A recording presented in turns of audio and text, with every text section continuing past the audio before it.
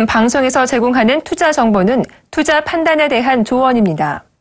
방송에서 제공하는 주식의 가치, 가격 상승 및 가격 하락에 대해서는 방송사에서 보장하지 않습니다.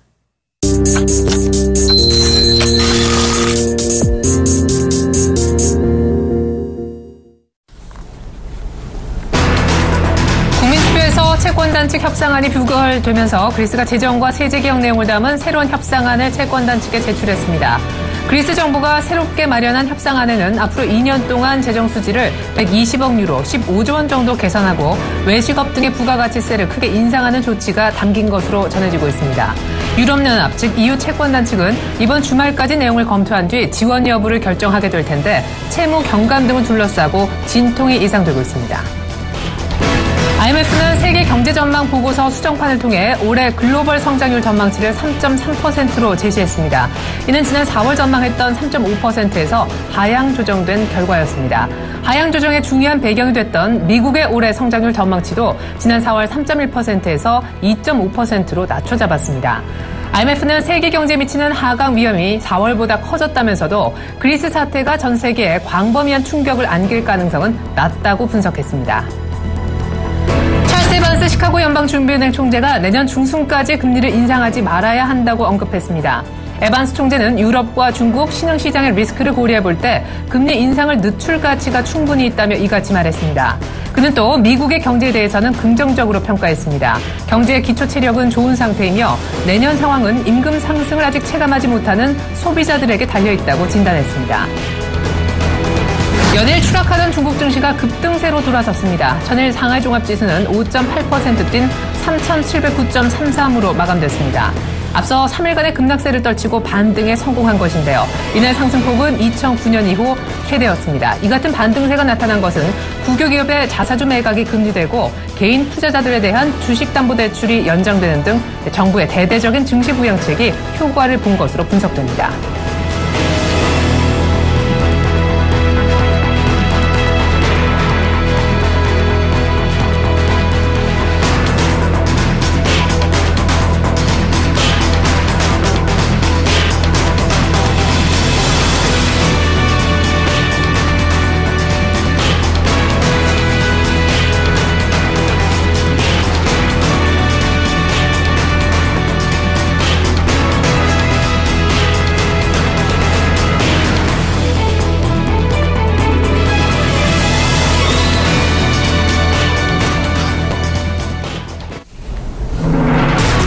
안녕하십니까. 출발 증시와이드의 최애리나입니다. 연일 중국 증시 때문에 울고 웃는 장세가 펼쳐지고 있네요.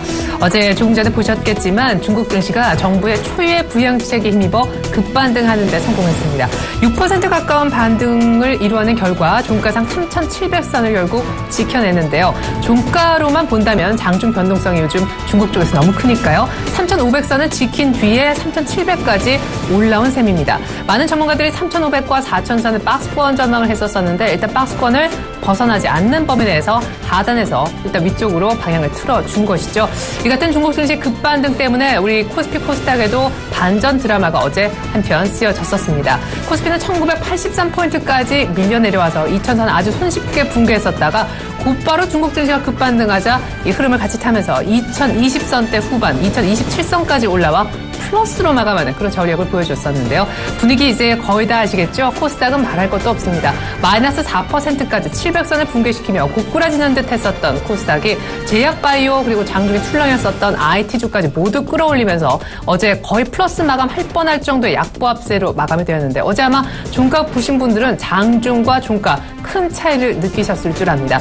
중국 증시 같은 분위기가요. 유럽과 또 미국까지 바다 건너 전해진 모습인데 미국 쪽 얼마나 올랐나 한번 보시죠. 마감가 챙겨드리겠습니다. 네, 3대 지수 의외로 많이 오르진 못하는 모습이에요. 0.2%가량씩 나란히 올랐다 이렇게 보시면 좋겠는데 조금 안타까운 부분은 있습니다. 차트라마 열어보시면 이 0.2%가 그냥 이 수치가 다가 아니다 하는 것을 아실 거예요. 다우는 1% 넘게 오를 뻔했다가 아주 긴 윗꼬리를 동반한 채 장 초반만 세게 시작했을 뿐 조금 밀리는 그런 모습이 보여졌었고요. 역시 S&P 500도 마찬가지 상당히 긴 장대 윗꼬리가 달려있는 그런 상황이 되겠습니다. 나스닥은 아예 음봉으로 떨어지면서 시가를 지키지는 못했지만 0.2% 2% 정도 전일 종가보다는 높았는데요. 그러니까 상승폭을 상당히 많이 지키지 못한 채 끝이 나는 그런 반등이었다는 점도 놓쳐서는 안 될 포인트가 아닌가 싶습니다. 미국 쪽에서는 추가적인 뉴스가 있었어요. IMF가 미국 쪽 금리 인상 시기를 내년으로 좀 미루지 권고한 이후에 미국의 연준위원 가운데에서도 찰스 에반스 시카고 연은 총재가 지금 돌아가는 그리스라든가 중국 사태 감안해 봤을 때 미국이 당장 금리를 올리는 건 좀 무리가 있다. 역시 내년 인상 얘기를 해줬다라는 점이 되겠습니다. 계속해서 유럽 쪽 마감가 챙겨드리죠. 유럽은 이것보다는 미국 쪽보다는 상승폭이 훨씬 더 컸고요. 윗꼬리가 달렸거나 하는 분위기는 아니었습니다. 이 바통을 곧바로 미국이 이어받은 거죠. 이제 미국은 되게 좋게 시작했었다가 끝까지 상승폭을 지키지 못한 건데요. 일단 우리 시장 아시아 증시 분위기가 곧바로 유럽으로 이어진 결과라고 보시면 좋을 것 같아요.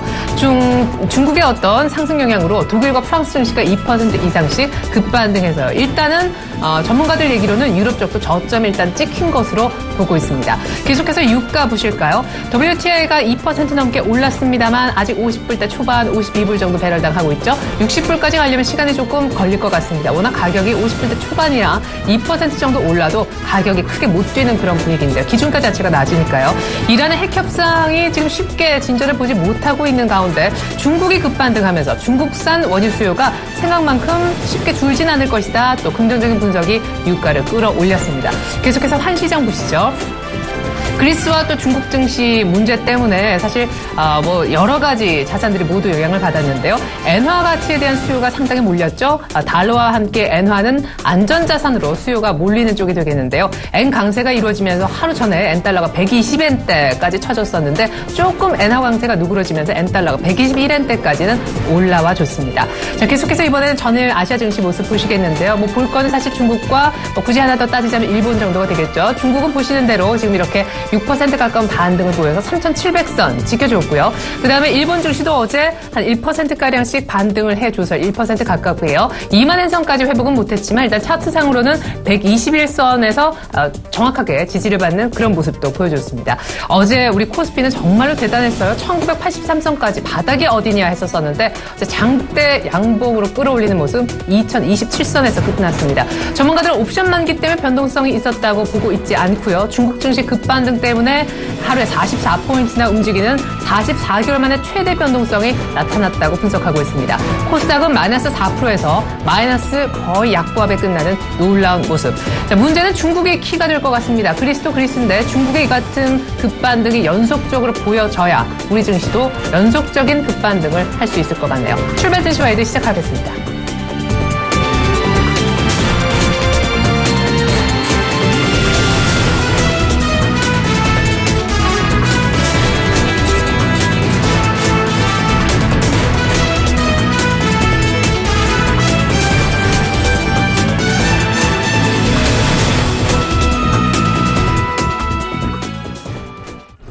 네, 그리스, 미국, 중국 여러 가지 이슈들이 있죠. 글로벌 경제 이슈부터 들여다보겠습니다. 오늘은 이화여자대학교 경제학과 차은영 교수님의 도움 말씀 들어보겠습니다. 교수님 안녕하세요. 네, 안녕하세요. 네, 그리스가 재정과 세제 개혁 내용을 담은 새로운 개혁안을 채권단 측에 제출했습니다. 이번에 채권단 측이 이 내용을 토대로 주말까지 검토를 하고 아마 지원 여부를 결정하게 될 텐데 채무, 특별히 탕감, 헤어컷 관련해서는 진통이 예상되고 있다고요? 네, 그렇죠. 지금 이제 그리스가 아직 의회를 통과는 못한 걸로 알고 있지만 어쨌든 새로운 개혁안을 제출을 했습니다. 이것은 원래 국제 채권단이 이제 원했던 액수보다 좀 더 높인 거죠. 원래는 80억 유로 정도였는데 거기에 한 40억 유로 정도를 더해서 한 120억 유로 정도로 재정 수지 규모를 개선하겠다. 특히 채권단에서 요구했던 것보다 국방비라든가 이런 것을 더 삭감하고 그다음에 연금도 개혁을 하고 또 이제 세금을 올리겠다. 이렇게 내용을 이루고 있는 것으로 알려져 있습니다. 그래서 이것을 토대로 해서 12일에 이제 유로 28개국 정상회의가 개최될 것으로 보이는데 이때까지 아마 면밀한 검토가 있을 것 같아요. 그래서 이제 구제금융을 할 건지 말 건지가 결정이 될 것 같습니다. 실제로 보면은 만약에 구제금융이 이제 결정이 되면 한 520억 유로 정도 3년에 걸쳐서 구제금융이 갈 것 같습니다. 이렇게 되면 지금 현재 그리스가 이제 자본 통제를 실시하고 있는데요. 이것은 이제 하루에 유로밖에 이제 빼지 못하는 이런 거죠. 왜냐하면 긴급 유동성 지원이 추가로 지원되지 않았기 때문에 동결된 890억 유로로 동결된 상태에서 이런 이제 통제가 지속이 되고 있습니다. 여기에 대해서 이제 이렇게 그리스가 개혁안을 제출한 데 대해서 과연 이제 그렇다면은 채무를 어떻게 할 것이냐 하는 문제가 이제 지금 계속 글로벌 이슈로 떠오르고 있는데요. 아직까지 그리스 자체는 채무 탕감에 대한 요구는 하지 않고 있지만 실제로 IMF라든가 미국이라든가를 중심으로 해서 채무 탕감을 좀 해줘야 되는 것이 아니냐, 그것이 이제 좀 더 현실적인 얘기가 아니냐 이렇게 보고 있습니다.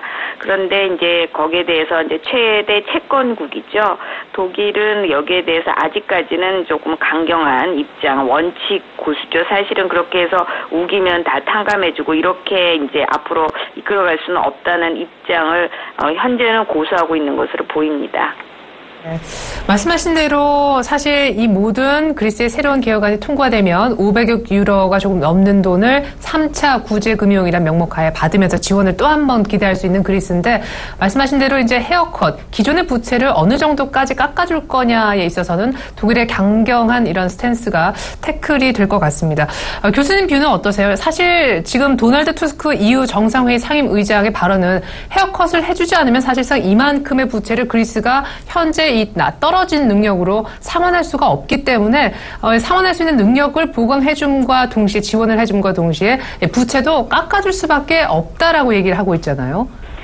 예, 그렇죠. 이게 이제 참 아이러니한 건데 실제로 사실은 이렇게 막 빌려 쓰고 또 이렇게 방만하게 재정을 운영해서 이렇게 채무가 많아졌을 경우에 사실 여기에 대해서 본인이 그 그리스 자체적으로 이 채무를 감당하게끔 해줘야 하는데 현실적으로는 사실 채무가 너무 크면 사실은 뭐 힘든 거죠. 경제 구조로 보거나 이럴 때 이렇게 고려해봐도요. 그래서 채무 조정이 필요한 게 아니냐 하는 이제 입장이 사실은 커지는 게 사실입니다. 그래서 이 원칙론하고 사실은 탕감해줘야 된다는 협상파하고 이렇게 이제 사실은 뭐라 그럴까요? 서로 이제 힘겨루기를 하는 편인데요.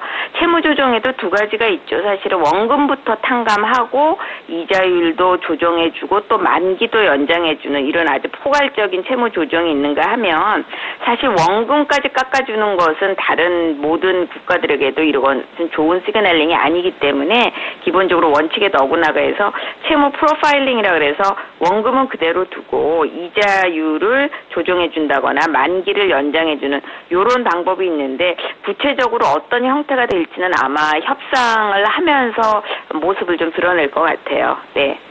이렇게 독일 총리도 아주 고전적인 의미에 앞서 두 차례나 해줬던 부채 탕감, 그러니까 원금 탕감은 아마 어려울 거다 얘기했기 때문에 교수님이 말씀하신 이자율을 좀 떨어뜨리거나 만기를 조금 더 연장해주는 그런 채무제 조정의 다른 방식이 나오지 않을까 예상을 해주셨어요.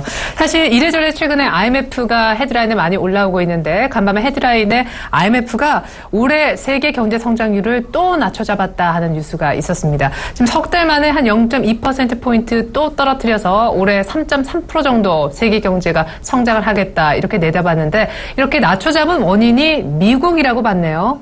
네, 주로 뭐 미국에 있다고 보긴 했지만 사실은 이게 이제 4월에 3.5%로 이제 예측을 했는데 0.3%포인트 이제 낮춰 잡은 거죠. 이렇게 된 데는 기본적으로 그 하방 위험이죠. 그러니까 성장률이 감소하는 이러한 위험이 예전보다 좀 더 커졌다는 게 반영이 된 것이고요. 그리고 이제 급격한 그 자산 가격의 변동. 지금 이제 보시면 알지만 그리스도 아직은 사실은 결과가 어떻게 될지 예측이 조금 쉽지 않은 편이고 영향을 뭐 글로벌리 받는다고 봐야 되고요. 특히 금융시장의 변동성이 큰 것으로 지금 나타나고 있고 이제 중국 증시는 뭐 말할 것도 없습니다. 그래서 이것들이 이제 신흥국들 이런 데 다 영향을 줄 것으로 보기 때문에 이런 부분, 그다음에 이제 미국의 달러 강세가 상당히 반영이 된 것 같고요. 그다음에 이제 역시 중국 성장률이 둔화되는 것을 막기가 어렵고 어느 정도로 둔화될 것이냐 이 부분에 대한 우려가 커서 성장률 예측치 예치를 좀 낮게 잡은 것 같습니다. 특히 이제 미국의 성장률이 조금 이제 낮게 잡아서 2.5% 정도로 봤고요. 유럽은 뭐 예전과 동일한 걸로 한 1.5% 정도. 근데 일본도 조금 이제 아무래도 내수가 생각만큼 회복되지 않아서 조금 낮게 잡은 것으로 이렇게 보입니다.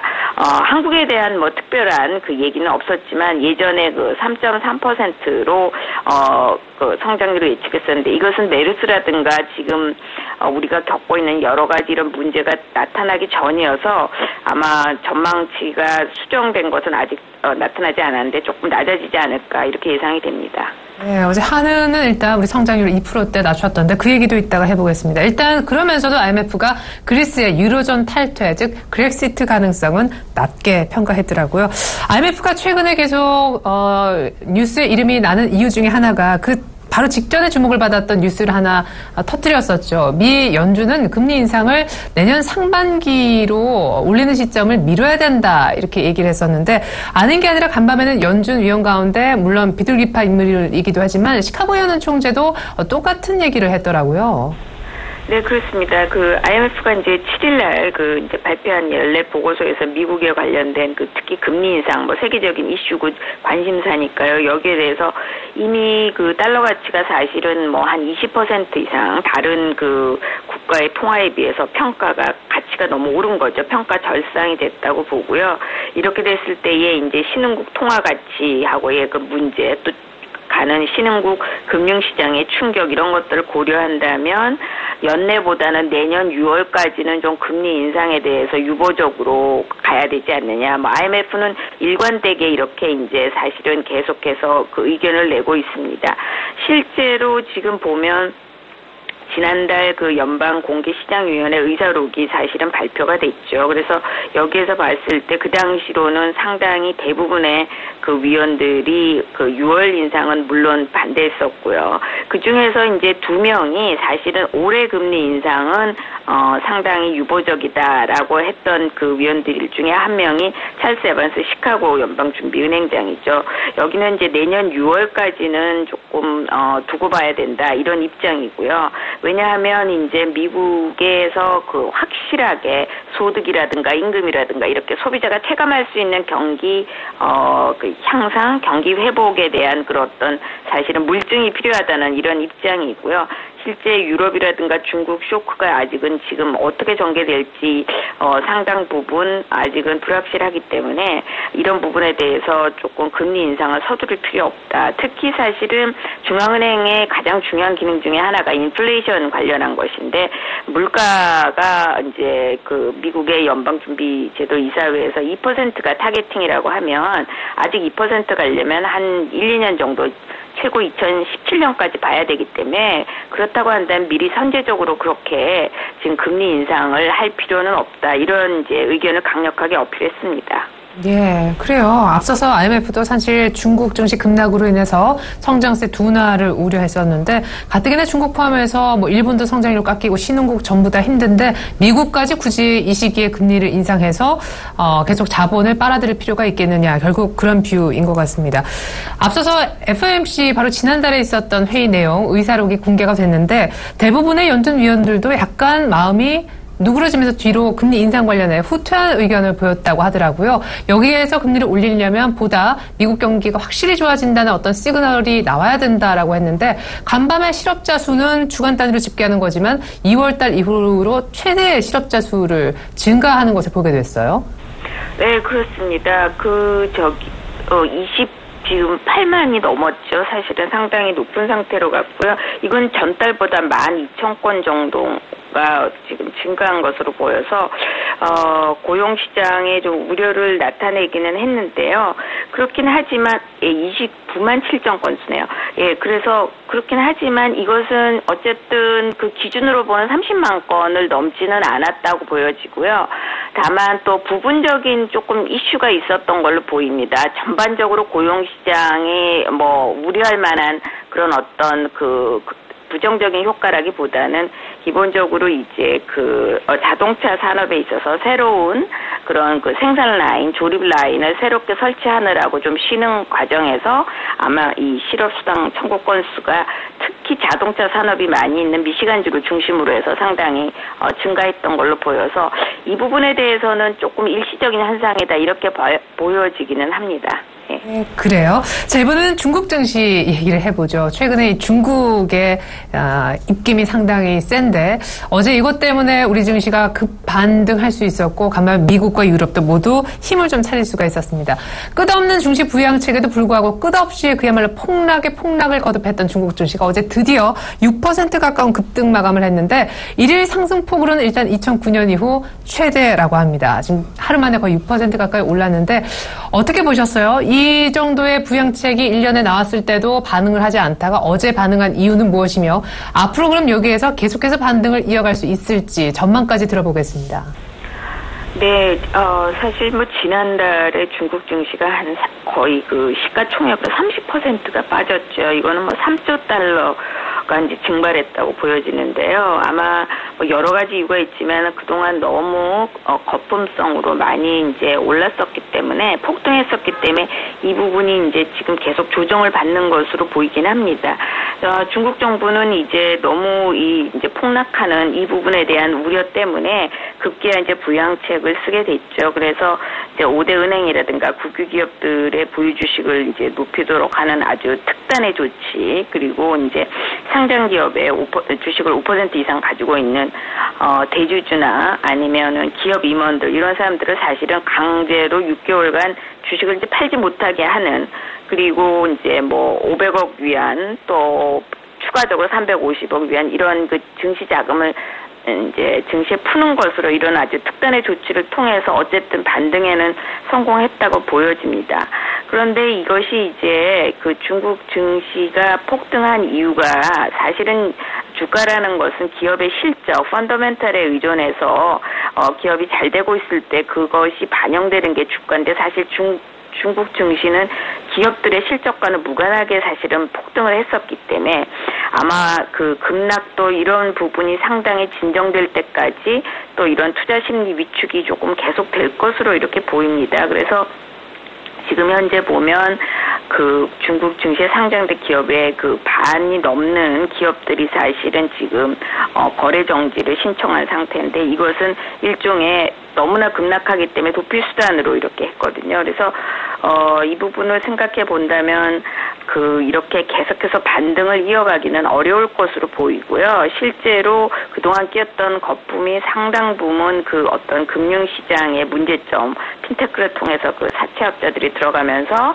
이것이 이제 과도하게, 예를 들면 서프라임 모기지 사태하고 거의 유사하다고 미니어처라고 봐야죠, 사실은. 그래서 이 부분의 거품이 이제 상당 부분 정리가 돼야 되는데 이게 기간이 길게 조정을 받을 건지 이제 이런 식으로 폭락 사태 통해서 이제 급격하게 사실은 이게 관리하기 어려울 정도로 갈 건지의 문제인 거지 조정은 상당히 받을 것으로 보이고요. 계속해서 급등하기는 쉽지 않을 것으로 보입니다. 네.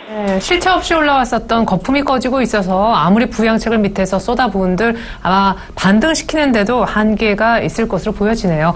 자, 그리고 짧게 어제 한은이 올해 금리를 일단 이번 달 들어 동결하면서도 올해 성장률을 2.8%대로 낮춰잡은 것이 큰 뉴스가 되고 있습니다. 사실은 정부가 추경을 발표하면서 3% 성장률을 맞추겠다라고 얘기한 직후여서 한은이 2.8%로 낮춘 것에 관해 정부와 엇박자를 내고 있다는 분석도 나왔었죠.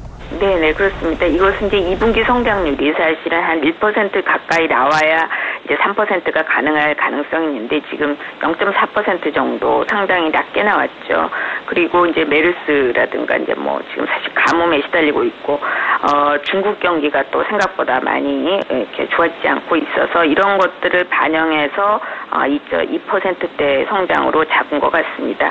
아마 추경 효과를 낸다면 0.3%포인트 정도 끌어올리는 효과를 보고 있는데요. 예상이 되는데 이 부분도 지금 이달 안에 이제 국회를 통과하고 다음 달 시행이 돼야지만 효과를 좀 그나마 나타내지 않을까 이렇게 생각이 되고요. 실제로 3%까지 끌어올리기 위해서는 사실은 추경 수준을 좀 더 높여야 된다 하는 얘기도 있긴 합니다. 하지만 이제 과연 효과가 어느 정도 올해 안에 나타날 수 있을지는 더 두고 봐야 될 것 같습니다. 네, 지금까지 글로벌 경제 이슈 이화여자대학교 경제학과 차은영 교수님과 함께 살펴봤습니다. 이른 아침에 깊은 분석 감사드립니다, 교수님. 네, 감사합니다.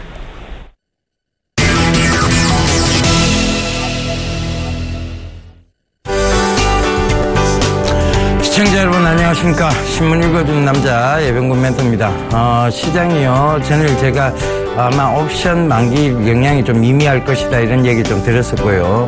시장 반등에 대한 부분들을 예측해 드리면서 분할 매수 시점이다 이런 얘기를 드렸었죠. 물론 썸머 랠리에 대한 부분을 너무 일찍 좀 말씀드렸다는 부분도 없지 않아 있어서 사죄의 말씀도 드렸습니다. 자, 일단은 시장은 지금 안전화를 좀 찾아가고 있는 듯한 모습을 보입니다. 이런 부분들이 결과적으로 12일 날 이제 있을 그리스 협상에 대한 기대감, 그리고 그로 인해서 또 추경 예산 편성에 대한 기대감, 이런 것들이 시장에 유동성으로 조금 작용할 수 있을 것으로 보입니다. 유동성이 이루어지면요, 결국은 지금 돈의 방향성적인 측면에서 위험자산 쪽으로 좀 올라올 수 있다. 이런 부분도 참고를 해보셔야 될 것 같아요. 지금 중국이 굉장히 좋지 못했거든요. 근데 전일 이제 급반등이 좀 나왔습니다. 결과적으로 신용에 대한 부분이지 너무 신용이 많이 신용이나 리스크가 큰 부분들, 레버리지 상품들에 너무 많이 가입되어 있는 바람에 어떤 이러한 사태, 즉 우리도 우리나라도 똑같아요, 그죠? 결국은 요번 장일에 폭락이 나왔던 것은 신용, 미수, 스탁론 물량들을 굉장히 반대 매매 물량이 전일까지 크게 출회가 되면서 폭락이 나왔었고, 그것이 5장 들어서기 시작하면서 그 신용물 부분들, 그리고 미수 스탁론 부분들이 해소가 되면서 반등세가 이어졌다는 부분. 그래서 코스피가 상승 마감을 했고, 코스닥 역시 약밥세로 반등을 주면서 마감이 됐다는 게 굉장히 긍정적 신호라고 받아들이시면 되겠습니다. 자, 오늘도요, 외신하고 국내 최대의 경제일간지 서울경제신문 살펴보면서 빠르게 좀 짚어가도록 하겠습니다. 자, 외신 쪽에서요, 먼저 뽑아온 기사 바로 보도록 하겠습니다. IMF가 얘기한 내용이에요. US economy at risk of stalling next year if FED죠. rates prematurely. 즉 뭐냐면, 이 얘기는 뭐냐면, 만약에 FED가 금리 인상을 조기하게 된다면, 이게 조기에 대한 부분들이 마지막 단어에 나옵니다. 조기 인상하게 된다면 미국 경제는 조금 경제 속도가 더뎌질 것이다. 결과적으로 정체될 것이다. 뭐 이런 얘기예요. 이 얘기는 최근에 이제 IMF 리카르도 총재하고 그 다음에 연준의 FED의 자넷 앨런과의 신경전이라고 보시면 되겠죠. 그래서 그런 부분들을 좀 참고해 보셨으면 좋겠어요. 인터내셔널 모네터리 펀드, 즉 IMF를 말하는 거죠. 여기서 지금 뭘 경고하고 나섰느냐 하면, 미국 너가 조기금리 인상하면 결과적으로 너그 경제도 타격을 받을 것이다 되는 부분입니다. 그래서 최근에 보면 이 IMF가 미국 경제 성장률을 전망치를 하향 조정했습니다. 그러면서 자넷 앨런에게 압박을 좀 가하고 있는 모습이죠. 이 얘기의 근거는 그 뒤로 돌아갈 수 있습니다. 리카르도 총리가 자넷 앨런에게 금리 인상 속도를 좀 늦춰줄 것을 권고를 했고, 자넷 앨런이 이제 연준 회의 발표를 할 때 IMF가 우리에게 간섭을 하는 것은 옳지 않다는 식으로 얘기를 했습니다. 그러니까 결과적으로 이런 부분들이 시장에서 서로 간에 지금 신경전이라고 보고 있는 것이죠. 결국은 이런 얘기들이 계속 나온다는 것은 자넷 앨런도 이런 압박에 대해서 만약에 자기 고집을 폈는데 잘못돼 버리면 그것이 IMF에 손을 들어주는 거랑 마찬가지가 되어버리거든요. 또 어느 정도의 절충안을 좀 찾지 않을까. 그렇다면 금리 인상 시기는 조금 더 늦춰질 가능성이 있지 않을까라는 부분입니다. 첫 번째, 그리스 사태가 있었고요. 중국 사태뿐만 아니라 우크라이나 사태까지 있었죠. 이런 예측 불가능한 와일드카드 때문에라는 것이 이 기사의 마지막 내용에 나옵니다. 그래서 이런 부분들을 좀 참고해 보신다면 결과적으로 돈의 유동성적인 측면이 아직 끝난 것이 아니고 그 유동성 측면의 기조가 이어져 나갈 수 있는, 즉 글로벌 공조 체제로 본다면 이어져 나갈 수 있는 근거가 마련이 자꾸 되고 있다는 소리예요. 그러니까 명분이 쌓여지고 있다는 얘기죠. 그렇다면 지금 어떤 지금의 급락이 이게 추세 전환 쪽으로 받아들이냐, 외국인들의 대거 이탈로 받아들이라는 질문에서는 노라고 좀 대답을 해드리고 싶습니다. 결과적으로 추세 이탈도 아니고 그다음에 대거 자금 이탈도 아닙니다. 그래서 그런 부분들 참고해 보신다면 아직은 중장기적 관점으로 좀 바라보셔야 될 때가 아니냐. 너무 단기적으로 흐름상으로 끊어놓고 본다면 괴로워요.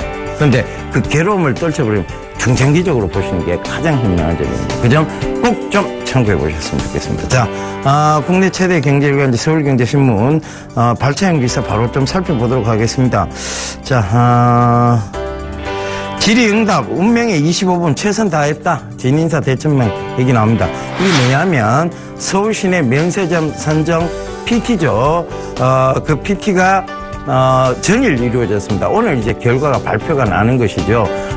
그래서 프레젠테이션을 이쪽에서 했는데 최선을 다한 프레젠테이션입니다. 그래서 영종도에 모인 재계의 별이라고 이렇게 지금 기사가 나오죠. 그래서 지금 뭐 신세계, 현대, 그다음에 하나갤러리아, SK네트워크스, 뭐 이랜드, 롯데면세점 이 대표들이 지금 다 나와 있습니다. 그러니까 이분들이 지금 면세점 하나를 따기 위해서 이만큼 모였다는 얘기예요. 그만큼 면세점 사업은 기업들의 신성장 동력 사업으로 자리를 잡고 있다는 것이죠. 그래서 이 면세점 결과가 어떻게 나올지는 모르겠습니다. 그런데 문제는 이 면세점이 이렇게까지 이들이 각축전을 벌리는 이유는 뭘까요? 돈이 되기 때문이죠. 그래서 그 돈이 되기 때문에 몰리고 있다는 것은 결과적으로 면세점 사업은 앞으로 성장 산업이다. 이렇게 좀 잡아가시라는 의미입니다. 최근에 제가 부산역 뒤에 있는 부산 국제선 여객 터미널에 갔다 왔다는 얘기 여러분들께 아마 전해드렸을 거예요. 공사는 이미 끝났고요. 바닥 청소 중입니다. 그 정도로 지금 빨리 진척이 됐고 7월 말이나 8월 초에 이 부산 국제선 여객 터미널이 빠르면 7월 말이고요. 늦어도 8월 초까지는 아마 개장을 할 것으로 보입니다. 개장하게 되면 지금 크루즈선이라든가 이런 것들이 마리나선이라는 게 굉장히 많이 들어오게 되겠죠. 그리고 특히 국제선 여객 터미널이기 때문에 더더욱 크루즈에 대한 기대감이 굉장히 큽니다. 그래서 이제 크루즈 정박함도 있고요. 그렇다 보니까 크루즈가 들어온다면 외국인 관광객들이 많이 들어올 거고 여기에 현대페인트가 사업권을 가지고 면세점 입찰을 해서 따냈죠. 이미 그들은 따낸 겁니다. 여기는 지금 입찰을 해서 오늘 결과가 발표나는 것이고 그들은 이미 따낸 것이죠.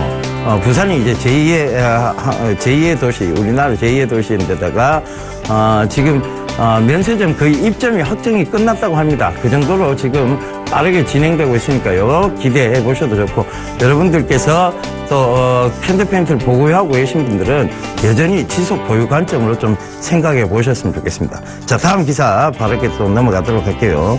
자, 바로 연계된 기사입니다. 복합 마리나 리조트 대폭 확대하겠다. K뷰티 테마 상단도 만든다. 자, 이게 뭐냐면 한국관광공사에서 발표한 내용입니다. 결과적으로 보면 관광지 하겠다는 거예요. 시내 면세점 확충하고 특허 요건 내년 3월까지 완화해서 면세점을 더욱더 늘리겠다. 그리고 지금 여기 보면 바다 쪽으로 해서 크루즈선 그리고 복합 마리나 리조트도 대폭 확대하겠다. 이 부분을 살리겠다는 얘기입니다. 그래서 화장품 산업, K뷰티부터 시작해서 모든 것을 이 관광 사업으로 살려보겠다. 이런 얘기를 하고 있죠. 마리나, 크루즈, 인프라 확충에 대한 부분들이 장기적 관점에서의 정부 정책 지원안, 그러니까 한국관광공사의 지원안으로 나와 있고요. 해외 프로모션이라든가 뭐 이런 저가 여행 상품들 이런 것들을 되게 많이 만들어내겠다. 이것도 한국관광공사의 어떤 포부죠. 결과적으로 이제 면세점 확대를 하고 면세점 규모를 더 늘려나가겠다. 면세점 사업하는 곳이 성장할 수밖에 없다는 것도 여기 기사에서 충분히 참고해 볼 만한 내용입니다. 그래서 그런 부분들 참고해 보시고요. 오늘 10일 날 과연 면세점이 어디 쪽으로 발표가 날지 모르겠지만 서울시내 면세점 발표가 나면 그 발표가 난 대기업과 그 다음에 중소기업 상생했던 기업들이 급등세가 오늘 출해될 수 있다는 것도 꼭 좀 참고를 해보셨으면 좋겠습니다. 그 눈치 잘 보고 계시면 된다는 얘기예요. 그래서 그런 관련주들은 다 나와 있습니다. 신라하고 지금 뭐 현대산업개발 이렇게 상생이 되어 있으면서 또 중소기업이 협력체제로 들어가 있어요. 그러니까 그 중소기업들을 파악해 보시면 좋다는 얘기입니다. 그 점 참고해 보십시오. 자, 다음 기사 바로 보고 가도록 하겠습니다. 미래 먹거리 선점하라. 제가 한 똑같은 얘기입니다. 결국은 미래 산업 쪽에 가 있으면 절대 돈 잃을 일 없다. 그러니까 손해볼 일 없다라고 얘기 드렸었죠. 그래서 미래 먹거리를 선점하기 위해서 대기업들도 이런 특허 전쟁을 하고 있습니다. 이 통사가는 지금 특허 전쟁을 하고 있는데 SK텔레콤하고 미래성장동력 관련 특허 현황을 보면 지금 그들이 서로 앞다투어 특허를 내고 있다는 것이죠. 자, 그럼 그 특허의 주된 내용은 뭐냐는 부분입니다. 동영상 재생에 대한 특허, 그 다음 전기차 충전에 대한 특허입니다. 결국은 미래 시장이 전기차가 있기 때문이죠. 그러니까 미래차 시장에서 지금 전기차는 굉장히 유럽 쪽이나 선진국 쪽에서는 보급화 시점에 들어가 있습니다. 그러면 우리는 선진국이 아니라서 보급화가 안 되고 있느냐? 아니죠. 정부가 세수 확보할 방안이 막막해집니다. 결과적으로 이 전기차를 활성화시키게 되면 기존에 걷어들였던 지방세가 뚝 떨어지게 되죠. 그 부분이 겁이 나오니까 빨리 못하고 있는 거예요. 그러니까 세금 확보하는 게 겁이 나서 이걸 못하고 있다. 차라리 그럼 전기차 산업 쪽에 세금을 더 걷어들이기 위해서 그들에게 더욱더 높은 과세를 부과하고 이걸 전기차를 활성화시키면 되잖아요. 그러면 그들도 살 수 있고 정부도 살 수 있는 위민 전략을 할 수 있는데도 불구하고 그들은 이러한 생각을 전혀 하고 있지 않다는 점도 참 웃긴 얘기입니다. 왜? 지자체끼리 자, 그러면 나눠 먹지 못한다는 것이죠. 자, 지금의 차량 방식은 차를 뽑으면 자기 지자체, 자기가 등록되어 있는, 본인이 등록되어 있는 지자체에 가서 등록을 하기 때문에 거기서 세금이 다 나가게 됩니다. 그런데 지금 미래차 쪽에 산업을 키워버리면 울산 쪽에 세금이 많이 거친다. 즉, 그 자동차 본거지, 공장 본거지가 있는 쪽에 세금이 많이 거친다 하는 굉장히 편협한 생각으로 지금 미래차 시장을 막고 있다는 것이죠. 그러니까 결국은 우리가 선진국보다 지금 미래차 시장 상황을 본다면 굉장히 뒤떨어져 가고 있다는 얘기입니다. 정부의 정책 때문이죠. 결국은 지자체의 이런 그러니까 안일한 방식 그리고 자기 것만 챙기겠다는 이런 사고가 결국은 미래 산업을 지금 막고 있다는 것도 웃긴 얘기입니다. 그리고 여기 보면 IoT 즉 사물 인터넷에도 집중을 하고 있다는 얘기예요. 그러니까 이들이 바라보고 있는 미래 시장은요 명확히 확고부동하게 여러분들에게 힌트를 주고 있습니다. 그럼에도 불구하고 여러분들이 자꾸 다른 시장을 보고 계신다면 그것은 시장을 역행하게 가는 것이다. 시장에 내가 맞서 싸우고 있는 것이다라고 보시면 됩니다. 맞서 싸우지 마세요. 시장은 여러분들이 이길 수 없을 만한 큰 자본을 가지고 있는 것입니다. 시장은 시장 원리에 의해서 움직이게 되고요. 그 큰 자본은 여러분이 쉽게 이길 수 있는 시장은 아니란 얘기입니다. 그죠? 그 점 꼭 좀 참고해 보셨으면 좋겠습니다. 자, 오늘은요, 제가 종목 얘기는 하나도 안 드렸습니다. 왜냐하면 이번 주에 종목을 쭉 드렸는데 어제 하나 딱 종목 드린 거 있어요. 그거 오늘도 주목해 보시면 됩니다. 서울반도체입니다. 어제 서울반도체 얘기 드렸으니까요. 그 서울반도체 오늘까지 주목해 보시면 어제 폭락이 나왔을 때도 이 서울반도체는 상승 구간에 있었는데 장막판에 무슨 일인지 모르겠습니다만 보합으로 마감이 됐습니다. 근데 오늘까지 충분히 보셔도 좋을 것 같습니다. 자, 그 점 참고해 보시고요. 자, 12일 날 그리스 협상에 대한 기대감이 오늘 작용할 것으로 보입니다. 그래서 반등의 금요일이라고 저는 좀 말씀드리도록 하겠습니다. 이 점 참고하셔서 오늘은 시장을 충분히 인조이 하실 때가 아닌가, 즐기실 때가 아닌가, 그렇게 보여집니다. 자, 이번 주 내일이죠. 토요일 날 오후 2시에 제가 강연회가 있습니다. 용인 문화재단 아르피아 스포츠센터 1층 이벤트홀입니다. 자, 이쪽에 오시면 되는데, 참가비 무료고요. 문의 전화는 1577-7451번입니다. 용인, 수지, 이런 쪽에, 그리고 분당, 이런 쪽에 계신 분들 많이들 와주십시오. 저와 생각이 같고, 제 의견을 듣고 싶으신 분들은 많이들 참석하셔서 저와 충분한 소통의 공간을 가졌으면 좋겠습니다. 저는 이만 물러가고요. 다음 주 이 시간에 다시 인사드리도록 하겠습니다. 감사합니다. 예병군이었습니다.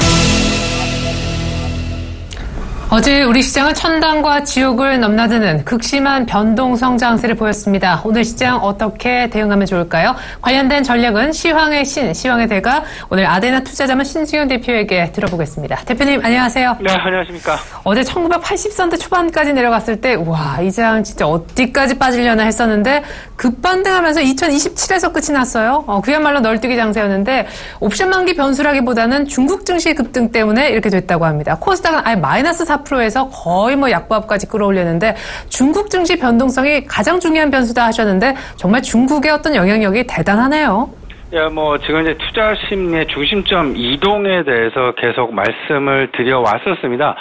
한동안 이제 그 그리스 상황들이 우리 시장 그리고 글로벌 증시 어떤 그 움직임을 좌우했다라면, 과거 이제 그 며칠 동안 사실상 중국 증시의 변동성이 우리 시장을 포함해서 글로벌 증시의 변동성을 좌우했었다.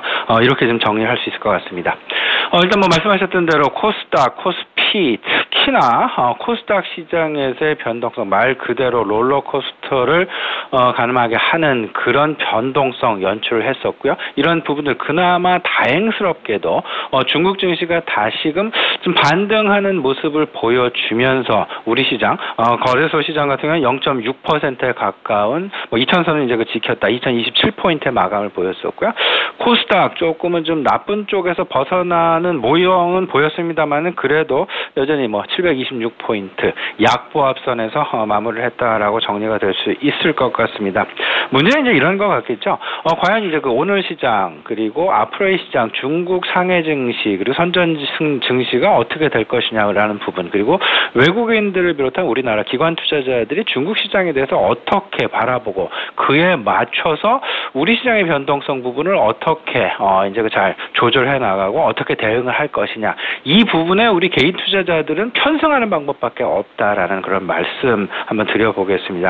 어제 중국 증시 변동성 크게 나타났었죠. 일단 다행스럽게도 상해 증시 기준으로 해서 5.8%에 가까운 5.76%의 상승 반전 마감했다라는 그런 부분들.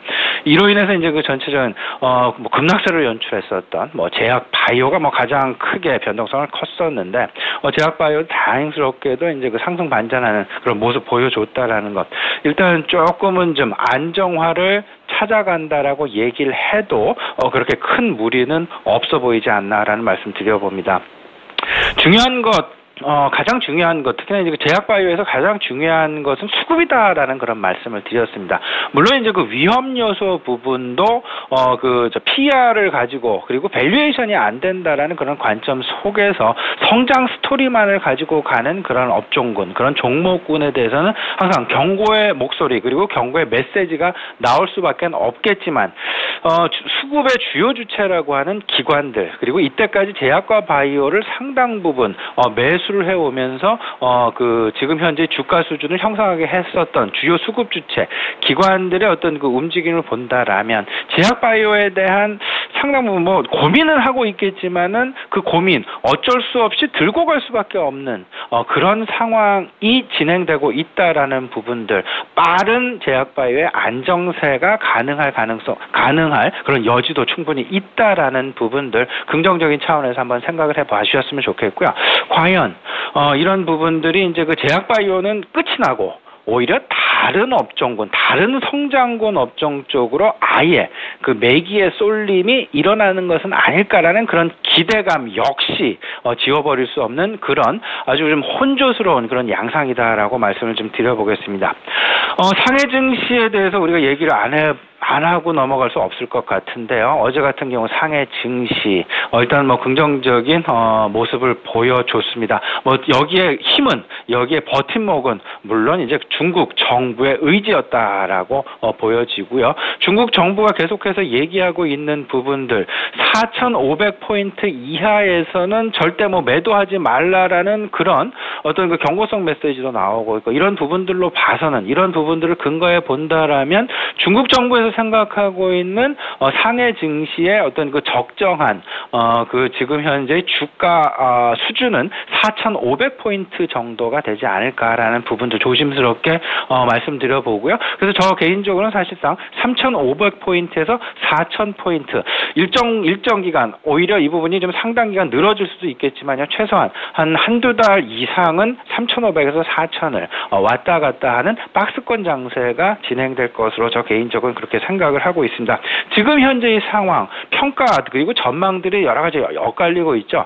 특히나 이제 그 기술적 그 전문가들, 기술적 투자의 전문가들 같은 경우에는 데드캣 바운스라는 부분을 얘기를 하면서 일정 부분 빠진 이후 최소한 한 50% 정도의 상승 여력은, 반등 여력은 분명히 있다라는 것.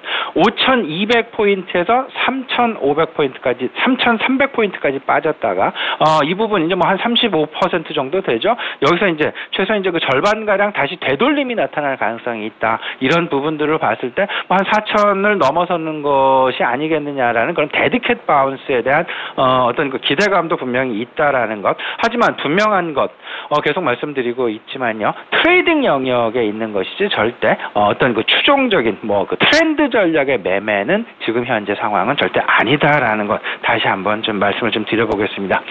특징 업종, 특징 종목 정리를 보면 뭐 결과는 똑같을 것 같습니다. 뭐 제약업종과 화학음식료 업종 뭐 이런 쪽으로 좀 얘기가 될 것 같은데, 제약업종 일단 뭐 하락 후 다시금 반등하는, 제약업종 기준으로 했을 때는 코스피에 있는, 거래소에 있는 제약업종 기준으로 했을 때는 4%의 일단 반등하는 그런 마감 보여줬고요.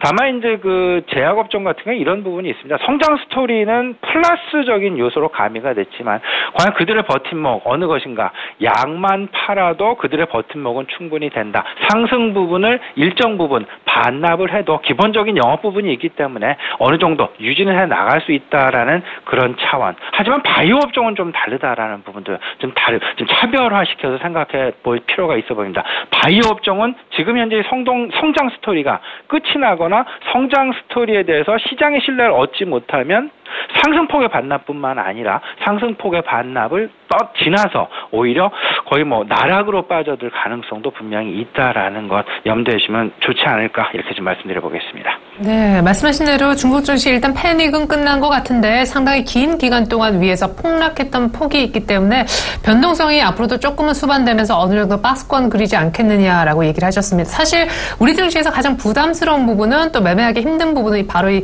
변동성이 될 것 같은데요. 이 중국을 어떻게 기관이 바라보며 또 그 뷰에 따라 개인들은 그냥 같이 편승할 수밖에 없다라고 했는데, 중국 증시 얘기를 조금 더 간략하게 추려주셨으면 하고요. 실적도 중요한 변수라고 보시잖아요. 근데 사실 삼성전자, 그리고 최근에 메르스로 인한 아모레퍼시픽을 포함한 화장품주에 대한 실적 우려까지 있는 상황입니다. 사실 어닝 시즌에 대한 기대감은 상당히 낮은 것도 사실인데 변수 두 가지 좀 더 심도 있게 봐주시죠. 네, 뭐 말씀하셨던 대로 지금 뭐 중국 변동성, 어찌 보면 지금 우리 지금 시장에서 반응을 하고 이런 부분들도 조금은 좀 늦은 감이 없지 않나, 이런 생각 좀 많이 들게 하는 그런 국면이다 말씀드립니다. 무슨 말씀이냐면요. 중국 관련돼서 사실은 계속해서 우리 그 서울경제TV를 통해서도 그렇고 여러 가지 언론을 통해서도 여러 전문가들 특히나 이제 그 프로그램을 진행하시는 분들도 나름대로의 시각을 말씀하시면서 중국과 관련된 변동성 우려가 상당 부분 되고 있다라는 그런 얘기를 했음에도 불구하고 사실은 그 부분보다는 그리스 쪽에 조금은 더 치중되는 그런 모습이었고 중국의 변동성은 조만간 짧은 기간 안에 다시금 불식될 것이다라는 그런 기대감이 많이 있었습니다. 하지만 실질적으로 시장에 이렇게 며칠 한 이틀 이상 계속해서 시장의 어떤 그 불화적인 요소로 좀 찾아보다 보니까 지금 이제서야 대응을 하려는 그런 움직임 이 부분도 참 어찌 보면 좀 안타까운 상황이다라는 그런 말씀 좀 드려봅니다. 미리 좀 선제 대응을 우리가 계속해서 좀 해왔어야 된다라는 것. 그 변동성 부분 가장 무서운 것이 변동성이다라는 것.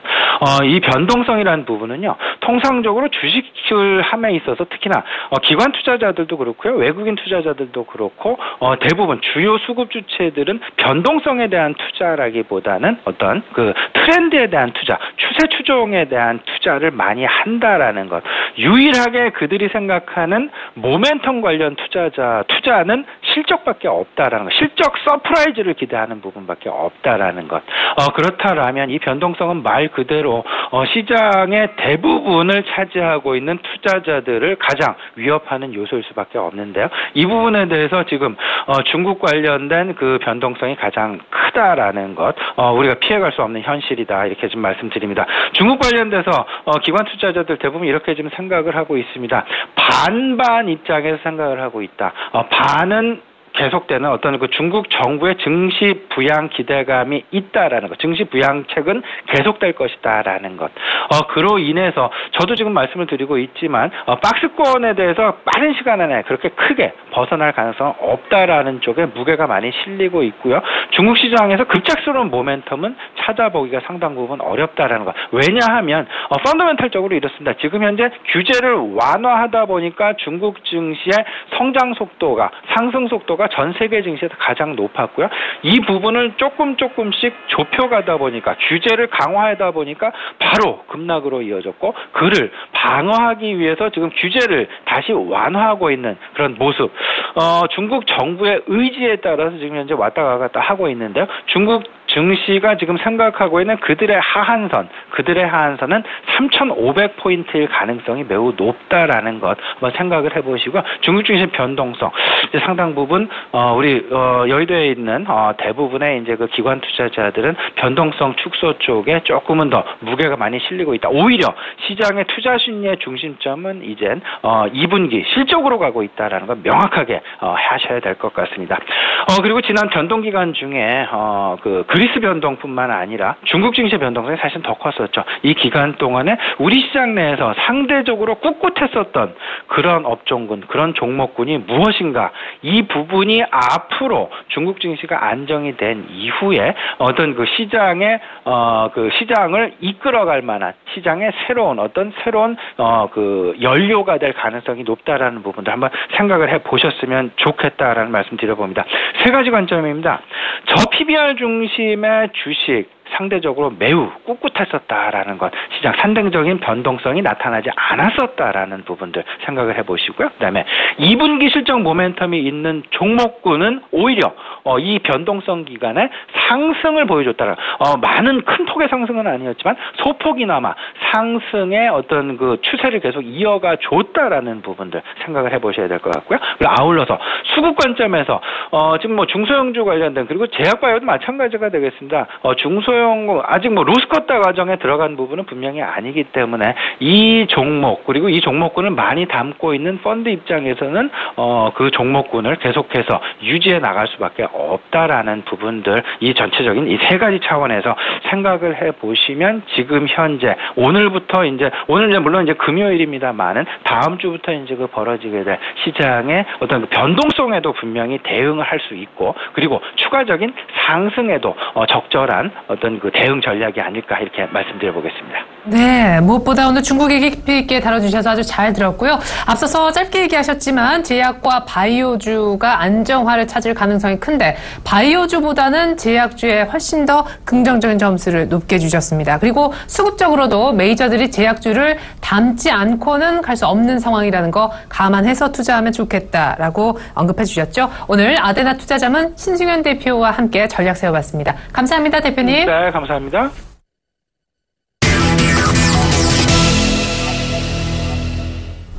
이두코의 상한가 팩토리 시즌2 들어가 보겠습니다. 오늘도 여의도에 계시는 예상이 적중하는 남자 이두코 멘토 만나보겠습니다. 안녕하세요. 반갑습니다. 네, 사실 전 저점인 2008포인트 지키는 게 굉장히 중요하다 하셨었는데 2000 쉽게 깨고 83까지 내려갈 때 깜짝 놀랐어요. 근데 우와, 중국이 정말 힘이 대단한 게 2027로 올려놨습니다. 결과적으로 저점을 깨지 않았고 예상이 아주 적중하셨는데 때문에 증권주도 같은 템포로 올라와 줬던 것 같아요. 무엇보다 더 중요한 거는 잠깐 앞서 얘기가 나왔지만 제약 바이오주인데 월화 사실 월요일날 클라이막스 찍고 화요일날 급락, 수요일날 일부 종목은 반등했지만 추가 급락. 근데 어제 되는 종목들은 매수세가 확 몰리면서 이틀간의 급락을 거의 다 메울 정도로 급등했거든요. 갖고 계신 분들은 아마 매수가 올 때까지 좀 기다렸다가 정리하자라고 하셨는데 어제 정리를 어느 정도 하신 것인지 그 부분 들어보고 싶습니다. 이 와중에도 SM은 올랐더라고요. 축하드려요. 네, 한번 감사의 말씀 좀 드리도록 하겠고요. 일단 어제 같은 경우 이제 우리 체리나 앵커님께서 말씀해 주신 대로 정확하게 조금씩 예측이 좀 맞아떨어진 그런 부분이었죠. 지수 계속적으로 이제 말씀드렸던 것이 지난번에 급락이 나와줬을 때, 급락이 좀 나와주었을 때, 그 2008포인트까지 하락이 나와주었을 때 6월 초순경에 그때 당시에 매수 포인트다 좀 말씀드리면서 상방 2120포인트 부근까지 열려있는 상황이다라고 좀 계속적으로 강조를 좀 드렸었고 2110포인트까지 상승한 이후에 이제는 박스권으로 진입 가능한 그런 시기이고 변동성이 확대될 그런 구간이기 때문에 상승하는 종목들 따라잡지 말고 바닥권에 있는 종목들 매수하자라고 수차례 말씀 좀 드렸습니다. 자, 그래서 이제 어제 같은 경우 제가 이제 전저점 지지 여부가 상당히 좀 중요하다라고 결국 이제 전저점을 살짝 이탈할 수 있겠지만은 종가상 끌어올리는 어떤 그런 전략 후강의 장세 정확하게 좀 예측을 하면서 증권가 리포트라든지 온 동네 증권 방송에서 제약 바이오주들 전부 다 매도다라고 이야기할 때 단기성 자금들 즉 단기적인 손바뀜이 나오고 있는 그런 상황이기 때문에 제약 바이오 섹터 분명 매도 타이밍은 온다. 하지만 그것이 2차, 3차적인 랠리적인 부분이 아니기 때문에 상당히 자신이 없으신 분들께서는 매수가 정리하고 일단은 빠져나오는 전략 좀 말씀드렸는데 일단 어제 이제 지수도 그렇고 제약바이오 섹터들의 상승적인 부분들 정확하게 일치가 되는 그런 모습이었습니다. 역시나 증권사 리포트들 저도 개인적으로 여의도에 근무를 하고 있는 상황입니다만은 일단 동쪽을 향해서 시원하게 한번 욕지거리를 한번 뱉어야 되는 그런 부분이 아닌가. 뭐 하자는 건지 모르겠어요. 개인적으로 개인들 쪽박차기를 원하는 건지 뭐 하자는 건지 알 수가 없는 부분인데 제가 계속적으로 제약바이오 섹터들 강조를 좀 드렸습니다. 이번 주 월요일, 화요일 상승 클라이막스 나올 수 있다라고 좀 말씀을 드렸었고 바로 그 이후에 급락을 하는 모습들 그리고 바로 기술적 반등이 가능한 그런 시기가 왔다라고 좀 말씀드렸기 때문에 어제 제약바이오 섹터들의 급등적인 부분들 그리 놀랄 만한 상황은 아니다라고 판단을 하고 있습니다.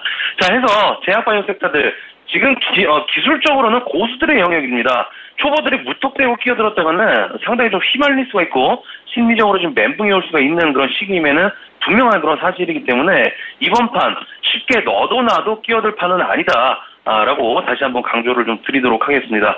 자, 해서 어제 이제 종목 특화스 조금 진행을 하면서 많은 분들께서 좀 문자를 주셨는데 항시 미리미리 준비하시고 대응하셔야지 현재 코스닥도 그렇고 코스피 지수도 변동성이 상당히 좀 커질 수 있는 구간이기 때문에 상승한다고 해서 마음 놓고 계시지 마시고 대응이 우선이라는 점 참고하시는 것이 현명한 그런 방법이지 않나 싶습니다.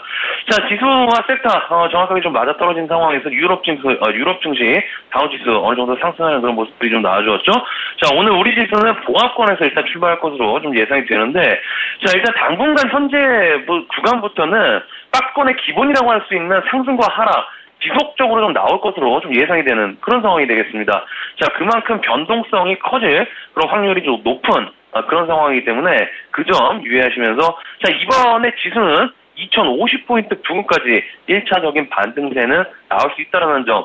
물론 오늘 같은 경우 정강 후약의 패턴, 변동성이 상당히 좀 커질 확률이 높은 그런 상황이다면은 상승과 하락을 거치면서 다시 한번 어제의 아랫꼬리 1984포인트를 기준으로 해서 계속적인 등락이 예상된다는 점 참고를 하시면서 대응하시는 것이 좋지 않나 싶고요. 자, 해서 이제 이럴 때 뭐 제약바이오 섹터 중에서 JW 중해제약 2번 정도 재탕하면서 수익 실현하는 상황이었죠. 하지만 오늘 같은 경우 세 번째 3장으로 한번 또 공략을 해보도록 하겠습니다. 자, 조정 시 매수 관점 유지하시면서 한 4만 원 2분 정도까지 상승 전략적인 부분들 좀 보셔야 될 것 같은데, 자, 중요한 것이 이제 최근에 매도 사인을 들을 때 JW 중해제약 매도 사인을 드릴 때 최고가가 그때 당시에 5만 원대부터 현재까지의 가격적인 하락 30% 넘게 급락이 좀 나왔던 그런 상황이기 때문에 반등이 나올 때도 강하게 나올 수 있다는 점. 해서 오늘 같은 경우 한 2% 넘게 떠서 출발한다고 하면 변동성이 또한 커질 수 있기 때문에 공략하시지 마시길 바라겠고요. 자, 보합권에서 출발하게 된다면 그 부분부터 서서히 분할 매수하셨다가 빠르게 자율적으로 수익 매도하시는 전략. 일단 초보분들은 들어오지 마시고 중수급 이상 되시는 분들만 매수하셔갖고 익사이팅한 급등주들의 전략적인 부분들 체크해보자라고 좀 말씀을 좀 드리도록 하겠습니다.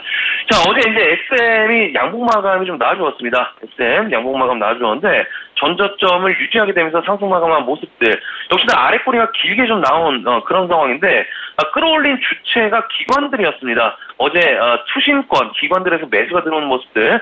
자, 오늘 면세점 관련된 이슈 나올 예정이죠. 어제 8시 뉴스에서도 봤지만은 메르스로 침체된 한류 문화에 대한 부분들, 정부 정책적인 부분들로 K-팝으로 이겨낸다라고 발표를 하게 되면서 정부 지원 또한 강하게 어떤 그런 편성이 되고 있는 그런 상황이기 때문에, 자, 오늘 같은 경우 60일선 안착 여부 지켜보시면서 대응하시면 크게 어렵지 않나 싶습니다. 자, 해서 앞에서도 좀 말씀드렸지만은 제약바이오 섹터들 그리고 코스닥 지수 이번 반등이 꼭 오늘이 아니라 구간 자체가 어떻게 보면은 제가 봤을 때 제약바이오주들 조금은 또다시 변동성이 상당히 커질 수 있는 부분들이기 때문에 특히나 제약바이오주들 초보분들 이번 판에 좀 끼지 마시고 재료가 살아있고 바닥권에 있는 종목들 우리 상한가 팩토리에서 계속적으로 언급을 드리고 있는 부분이기 때문에 그러한 종목들로 갈아타셔서 수익 내신다면 되는 그런 부분이다라는 점 참고로 하시고 오늘장 잘 마무리하시길 바라겠습니다. 오늘 상한가 팩토리는 여기까지입니다. 고맙습니다. 네, 오늘 신의 면세점 사업자 발표됐는데 SM 잘 눈여겨보자라고 하셨고요. JW 중해제약 초보자들의 영역은 아닌데 오늘 갭 상승하면 잡지 말고 보합권 출발하면 분할 매수해서 자율적으로 매도의 수익을 즐기자 이런 얘기해 주셨습니다. 시장은 박스권 전망으로 들어봤습니다. 이드코멘토의 의견 들어보셨고요. 전 잠시 후 2부로 다시 옵니다. 고맙습니다.